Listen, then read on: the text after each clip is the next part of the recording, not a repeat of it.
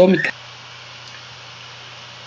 Si vemos que hay en el citoplasma, podemos conseguir lo que son las mitocondrias, que son los organelos citoplasmáticos en los cuales se dan las reacciones que permiten la generación de energía requerida para todas las reacciones en la célula. Y este organelo citoplasmático tiene segmentos de ADN totalmente independientes del ADN del núcleo.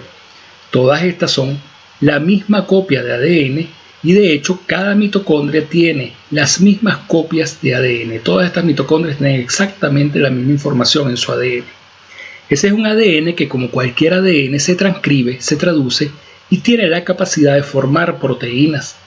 Es decir, si existe el alelo en este ADN que forme esta proteína, en esta célula va a poder darse esta formación de proteínas y esto va a conferir un fenotipo determinado. Veamos, por ejemplo, gametos femeninos donde existe el alelo para la formación de esta proteína y otro gameto femenino donde no existe ese alelo. Si se diese la fecundación por parte de un gameto masculino, bien sea de esto con esto o de esto con esto, tendríamos algo parecido a esto.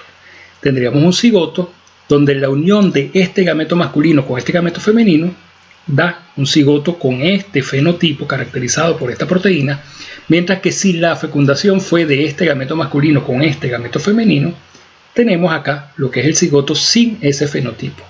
Véase que el fenotipo citoplasmático o mitocondrial viene directamente del gameto femenino. El gameto masculino no interviene. Es por esta razón que este tipo de herencia lo llamamos herencia extranuclear. Es una herencia que no tiene nada que ver con el ADN del núcleo, tiene que ver es con el ADN mitocondrial. A esta herencia se le llama extranuclear, también se le llama citoplasmática, se le pudiese llamar herencia mitocondrial, y es una herencia que viene dada por la línea materna. Es decir, en el momento que podemos cuantificar la cantidad de ADN paterno y la cantidad de ADN materno que tiene cualquier individuo de reproducción sexual, siempre tendrá un poquito más de ADN materno, ya que el ADN mitocondrial viene exclusivamente de la madre. Todo individuo de reproducción sexual tendrá la mitad de su ADN nuclear del padre, la mitad del ADN nuclear de la madre y el ADN mitocondrial, que es muy pequeño cuando se compara con el ADN nuclear, pero la totalidad de ese ADN mitocondrial de otra va a provenir de la madre. Tenemos las posibilidades de fecundación de un gameto masculino con alguno de estos dos gametos femeninos y lo que serían los respectivos cigotos. Estos gametos femeninos pudiesen venir, por ejemplo, de una vaca o pudiese venir de una planta de maíz. O este gameto femenino igualmente pudiese venir de una vaca, de una planta de maíz o de cualquier individuo femenino que presente reproducción sexual.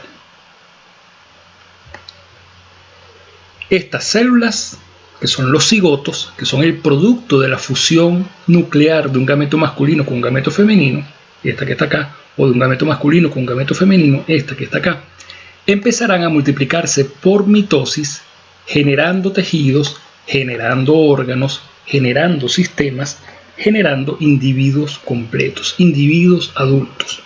Esos individuos adultos, pues, por supuesto, si este gameto era de una vaca, pues generará una vaca con esta información o generará una planta de maíz con esta información o en este caso generará una vaca con esta información o generará una planta de maíz a partir de toda esta información.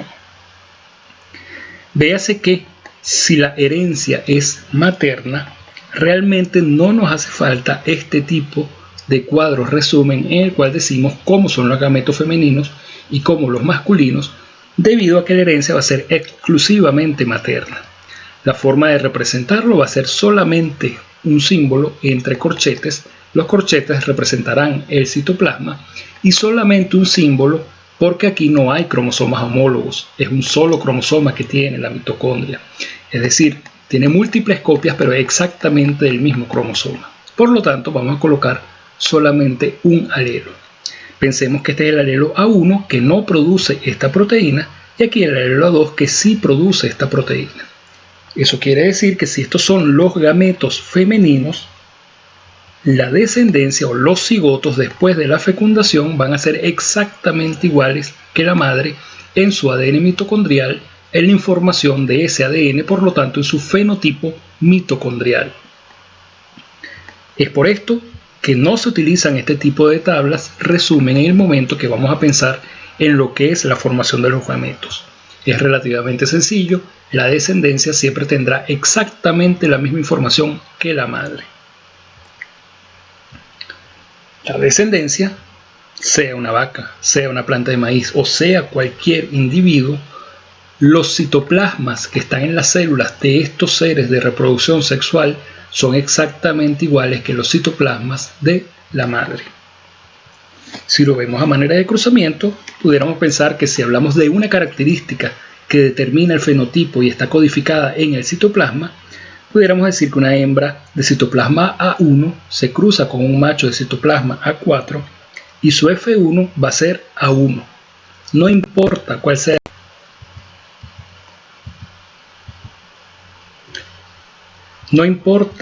cuál sea la información del gameto masculino, la descendencia o la F1 simplemente va a tener exactamente la misma información del citoplasma materno. De forma análoga, en la F2, toda la descendencia, sean machos, sean hembras, van a tener exactamente el mismo citoplasma de los individuos maternos de reproducción sexual en esta F1. De forma similar, si hacemos un cruzamiento con otro alelo, por ejemplo, lo que ocurriría en este cruzamiento, un gameto masculino A4, un gameto femenino A2, va a resultar que la descendencia va a ser exactamente igual que la madre en el contenido de ADN que tiene su citoplasma. Así la F1, igualmente la F2. La herencia extranuclear, como ya se dijo, es denominada de esta manera porque es una herencia que no depende del ADN nuclear. Sigue dependiendo del ADN, pero no del que está presente en el núcleo, sino del que está presente en los organelos citoplasmáticos denominados mitocondrias.